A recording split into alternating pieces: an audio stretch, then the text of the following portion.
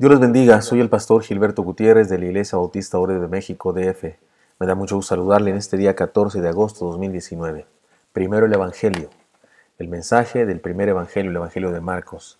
Estamos en el devocional número 21 de esta serie. Renovándonos en medio de las tormentas.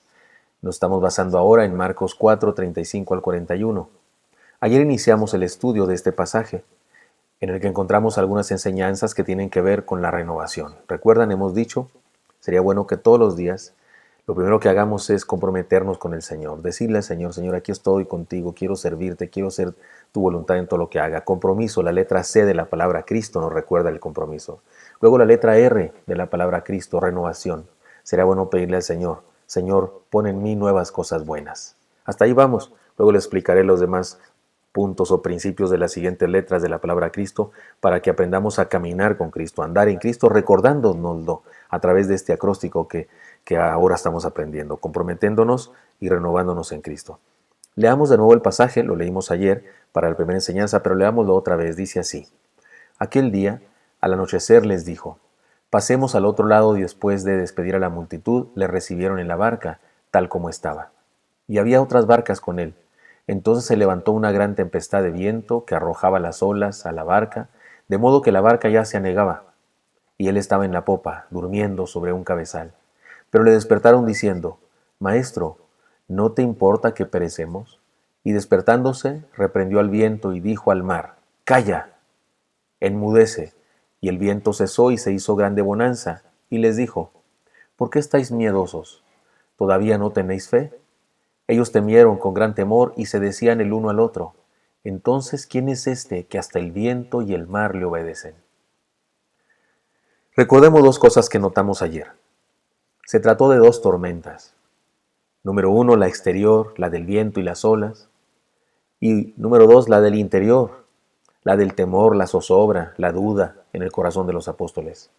Además, dijimos que la experiencia de miedo y duda de los apóstoles no fue provocada por la tormenta. No, Señor, la tormenta solo la puso en evidencia. Las tormentas no nos debilitan, no nos hacen dudar, no, solo nos ponen en evidencia. Es posible que ya éramos débiles, es posible que ya estábamos en esa condición. No es posible, así es. La tormenta solo nos pone en evidencia. Muy bien, la enseñanza de ayer fue esta. Renovemos nuestra vida andando con Jesús.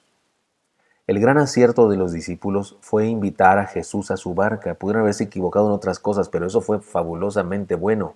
Invitaron a Jesús a su barca. No iban navegando ausentes de Jesús, no, Jesús estaba con ellos. El cristiano no se distingue de otros en que no tiene tribulaciones. No, se distingue en que vive las tribulaciones acompañado del Señor, porque nunca está solo. La enseñanza de hoy es esta. Renueva tu vida o renovemos nuestra vida aprendiendo de las crisis. Tenemos que reconocer que la experiencia, pese a la vergüenza de haber dudado en lugar de haber confiado, trajo bendición para los apóstoles. La exhortación a tener fe y la palabra de disciplina que el Señor les dio les ayudó a crecer en fe y a fortalecer su vivencia de discipulado. Es decir, no fueron los mismos después de eso. ¿Sabe a qué se parece? Déjenme poner un ejemplo muy sencillo, pero ¿sabe a qué se parece? Como cuando salíamos de la escuela, de un examen en la escuela, no sé, en secundaria, preparatoria, salíamos del examen y compartiendo unos y otros. ¿Qué pusiste en la pregunta número 4? ¿Qué pusiste en la pregunta número 5?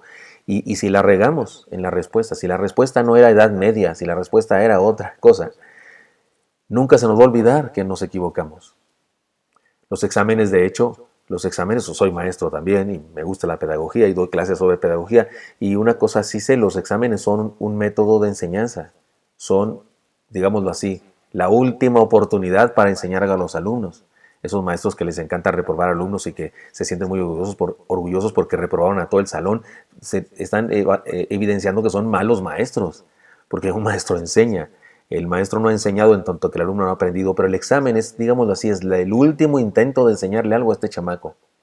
Porque quien sacó una pregunta mal y después sabe lo que era lo correcto, nunca lo olvidará. Así estos discípulos tuvieron un examen, no lo pasaron con excelente calificación, pero crecieron, aprendieron las respuestas correctas, se prepararon para la próxima ocasión a hacerlo mejor.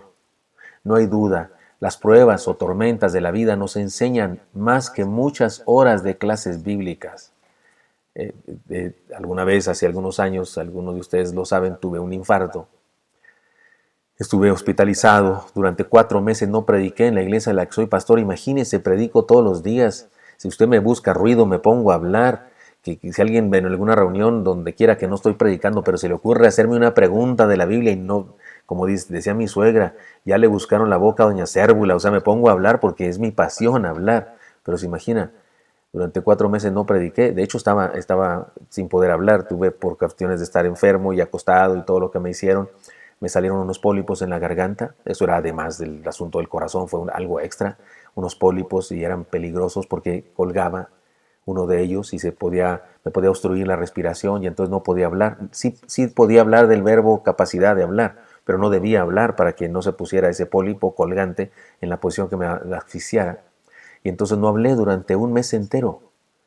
Siempre digo que llamaba a mi esposa a través de una campanita porque no podía hablar y ella venía a ver qué tenía. Siempre quise hacer eso. Ahora todavía hago la campanita, pero ya nadie me pela. Eso lo digo de broma, por supuesto, porque ahora no necesito hacerlo la campanita. Pero imagínense un mes mudo, un predicador mudo. Bueno, aprendí en esa crisis tremenda, crisis difícil. Los médicos hablaban de hacerme una operación a corazón abierto. Una doctora me regañó porque me levanté de la cama en el hospital y me dijo que no debía levantarme y que los médicos estaban discutiendo si me operaban o no porque me podía quedar en el quirófano y no sé qué tanto. De esas doctoras que uno dice, qué linda, ¿no? Que te dice de golpe y porrazo lo que te puede pasar. Pero sí, tengo que reconocer que aprendí más en esa experiencia que en varias clases de teología sistemática, porque ahí tuve que experimentar en carne propia lo que creía.